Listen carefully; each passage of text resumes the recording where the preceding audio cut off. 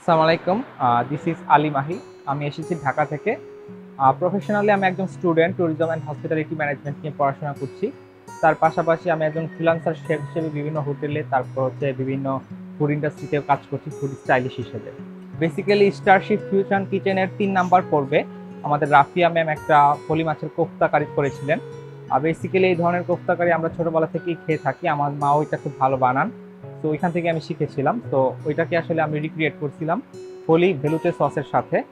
তো এটাই ছিল আমার সিলেকশন ডিশ। যেহেতু আমারটা শুরুর দিকে ছিল, আমি একটাই রেসিপি দিয়েছিলাম এবং একটাতেই আমি সিলেকশন পেয়ে যাই। তখন তো ভাবতে পারিনি, যখন আমি টপ 60-র সাথে কম্পিটিশন শুরু করি, সেই দিন যখন জাজেসরা আমাকে কমেন্ট করেন যে ফুডটা আসলে একটা ফিউশন ফুড হয়েছে, তখন আমার মনের মধ্যে একটু কনফিডেন্স আসছে হয়তো আমি টপ 10-এ থাকবো। এটা একটু অবিশ্বাসই ছিল আমার জন্য, বাট খুব খুশিরও ছিল।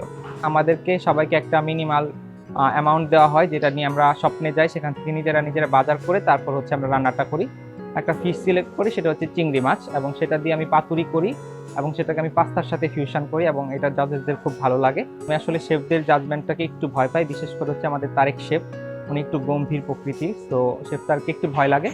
তো আমি যদি সেই পুরস্কারটা পাই, তো আমি চেষ্টা করব আমার স্কিলটাকে আরো ডেভেলপমেন্ট করার জন্য। আমাকে যদি প্রয়োজনে বাইরে যেতে হয়, আমার একটা ব্র্যান্ড তৈরি করার চেষ্টা করব। আমি একজন এন্টারপ্রেনার হতে চাই এবং আমার নামেই যেন মানুষ আমার ব্র্যান্ডটাকে চিনে, সেই চেষ্টাটা করব।